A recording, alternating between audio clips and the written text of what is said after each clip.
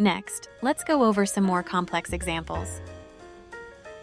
One mesh supports skinned mesh renderers with blend shapes.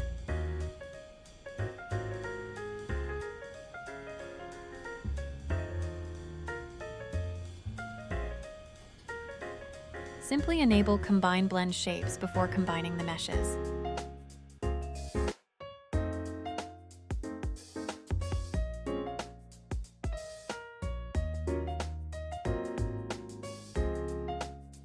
Blend shapes will still work after combining.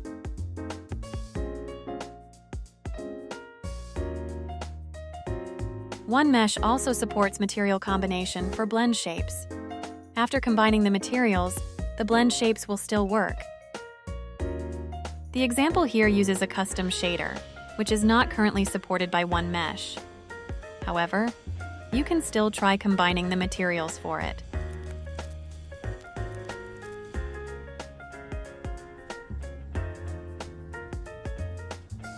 Combining this custom shader takes longer time.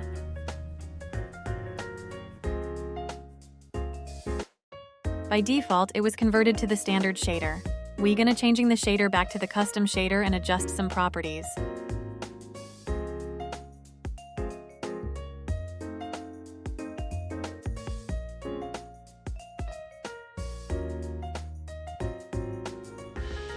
It's not perfect, but the character still looks fine. The key point is that even after combining the materials, the blend shapes still work perfectly.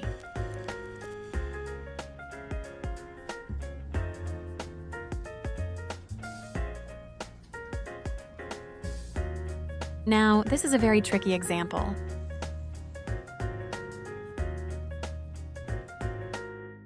This model is very complex, with multiple skinned mesh renderers that have blend shapes. It also includes a clothing component that supports clothes physics.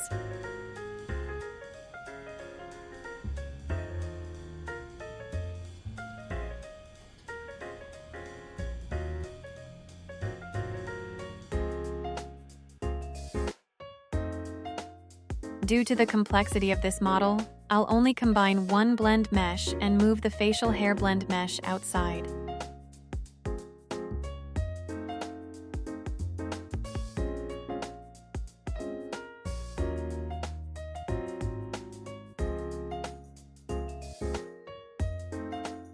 Blend shape still works.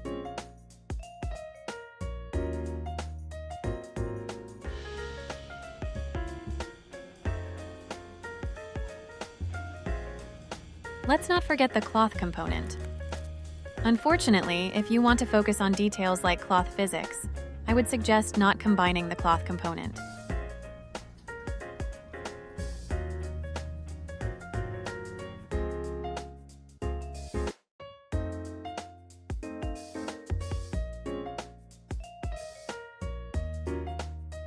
This time we are down to 3 skinned meshes. The facial hair with blend shapes and the cloth component are not combined. Everything else is combined. We notice that after combining, the neck part isn't rendered correctly. This is because this particular model has complex materials. It has 3 different materials for this one skinned mesh renderer, along with blend shapes. The main issue is that each of these materials uses a different rendering mode. We can try to combine all materials for this skinned mesh renderer first. However, the trade-off is that we lose some details because the original materials use 3 different rendering modes, and now we can only use one rendering mode.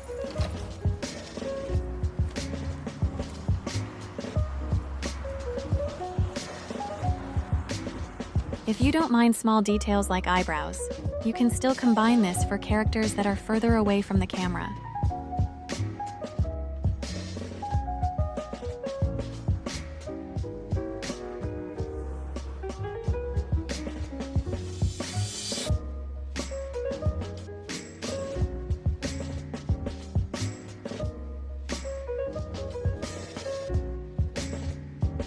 This time, everything works perfectly.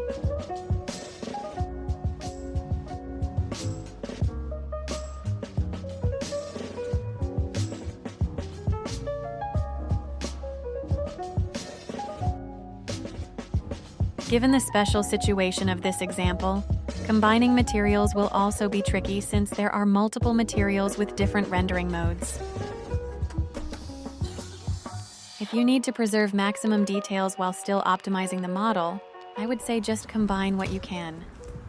I chose not to combine the facial hair, cloth component, and head part since they have different materials with different rendering modes. Combining them into one would result in only one rendering mode. I can also keep the cloth physics. Now, all materials for the combined skinned mesh renderer use the same shader and rendering mode. We can safely combine all the materials.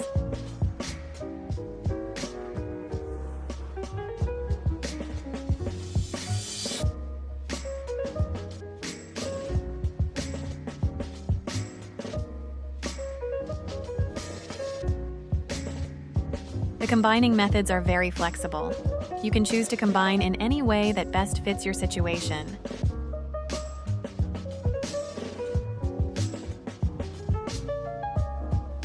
If you want to focus on material combining, you can split materials and then only combine the same materials to further reduce the number of material draw calls.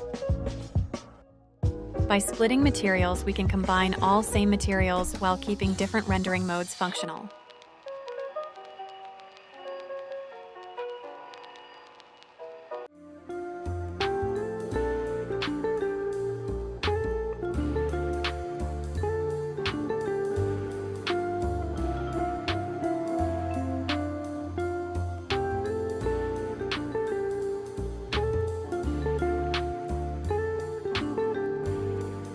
I'll combine all facial hair together since they are all using the transparent rendering mode.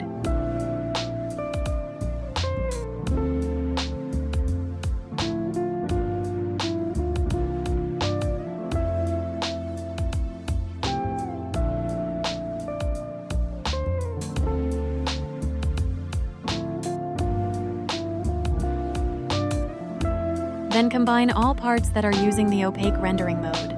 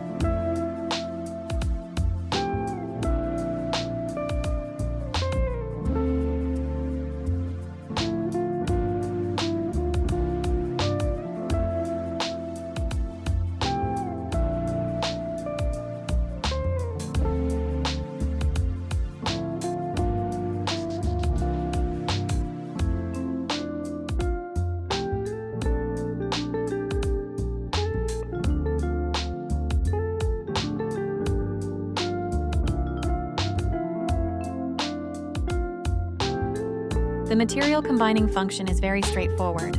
Whether you are using standard, URP, or HDRP, simply click the corresponding button to combine materials.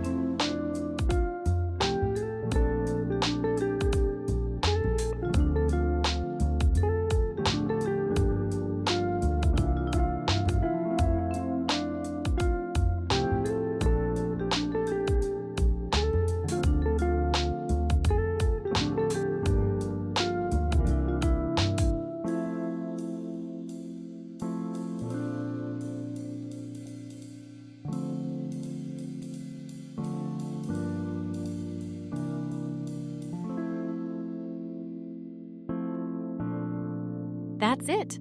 Thank you for watching this tutorial video. Happy combining!